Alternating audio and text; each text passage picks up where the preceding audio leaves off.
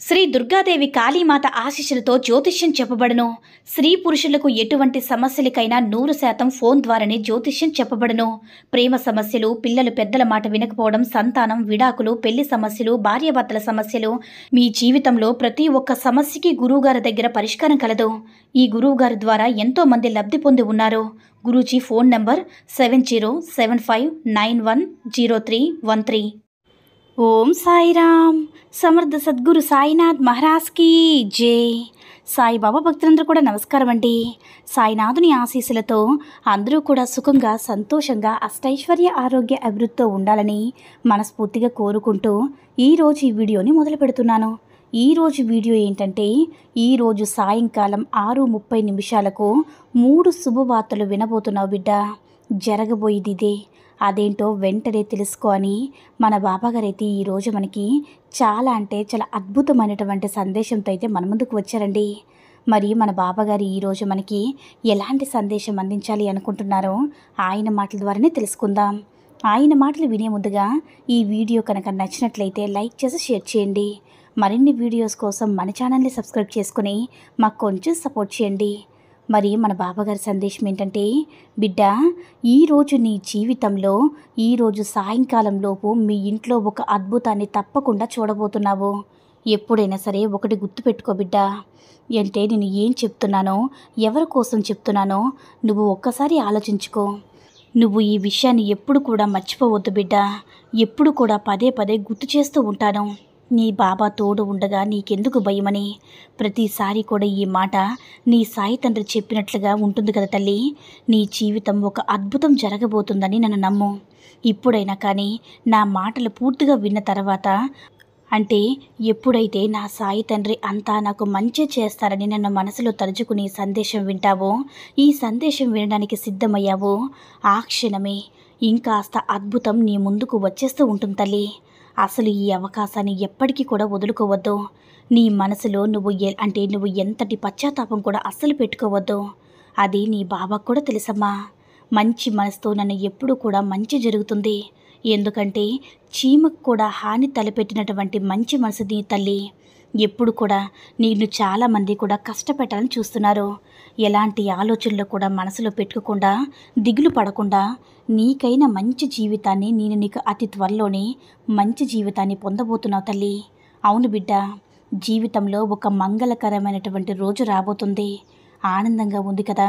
ఈరోజు సాయంత్రంలోపు ఒక అద్భుతాన్ని జరిపిస్తానమ్మా. చెప్పాను కదా. ఏంటి బాబాని ఆతృతగా ఉంది కదా బిడ్డ. నీకే తెలుస్తుంది. నువ్వు కోరిన ఒక మంచి అద్భుతం జరగబోతుంది. ఇక్కడ ఎవరు తప్పు చేయకుండా ఉన్నారు? ఎవరు చెప్పు తల్లి. అసలు తప్పు చేయని మనిషి ఉంటే ఈ ప్రపంచంలో ఎవరూ లేరు కదా. కాకపోతే అందరూ చెప్పుకుంటూ ఉంటారు, నేను ఎలాంటి తప్పు చేయలేదు, నేను మంచిదాన్నని. అందరికీ చెప్పుకుంటూ ఉంటారు. కానీ అలా చెప్పుకున్నంత మాత్రాన తప్పులన్నీ చిరిగిపోతాయి చెప్పు బిడ్డ.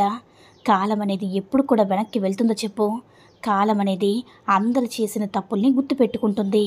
దానికి తగినటువంటి శిక్షను తప్పకుండా ఇస్తుంది బిడ్డ. అప్పుడే నీకు ఆ కష్టం ఇచ్చినప్పుడే జీవితంలో ఆనందం వస్తే తెలిసేది కదా. కష్టాలు వస్తున్నాయి బాబా అని భయపడుతున్నావు. ఇదివరకు నీ జీవితంలో సంతోషం ఎందుకు నువ్వు గుర్తు చేసుకోవడం లేదు బిడ్డ? సరే, ప్రతిసారి కూడా సంతోషాన్నిస్తే నీకు అహంకారం, గర్వం వస్తుంది బిడ్డ. ఇలా అన్నానని తప్పుగా అనుకోవద్దమ్మా.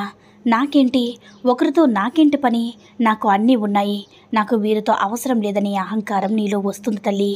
అందుకే అప్పుడప్పుడు చిన్న చిన్న కష్టాలను, సమస్యలు ఇస్తేనే నీ జీవితంలో ఏది మంచో ఏది చెడో అన్నీ కూడా తెలుసుకోగలుగుతావు.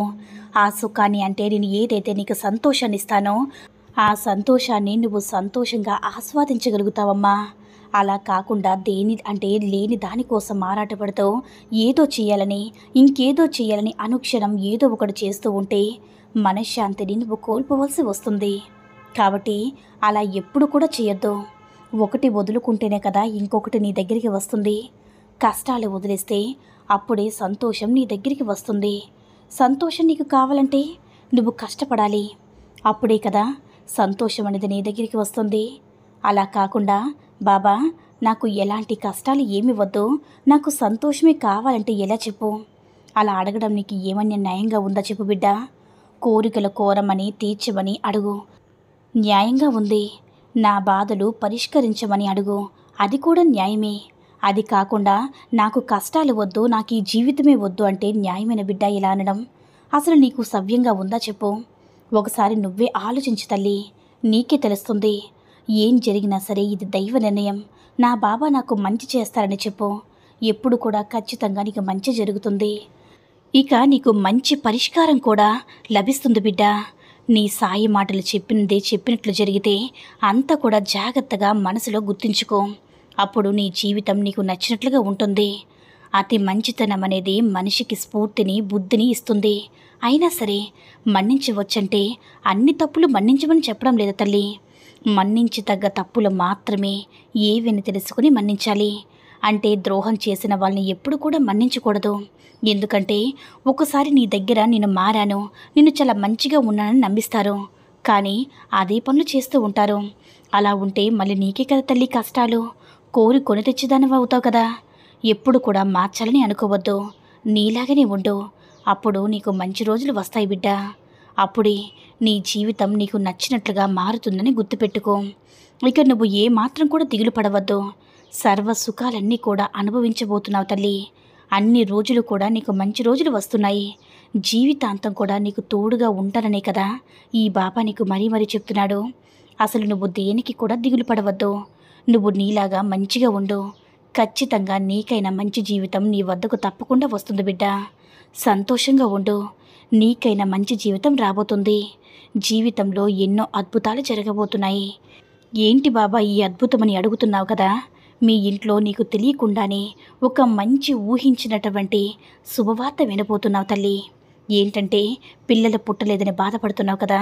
నీకు తెలియకుండానే ఒక మంచి శుభవార్త తప్పకుండా వింటావు. శుభవార్త అంటే పిల్లల కలిగే యోగం అనేది రాబోతుంది తల్లి. నీ జీవితంలో ఇంట్లో ఒక సందడి వాతావరణం అనేది నెలకొంటుంది.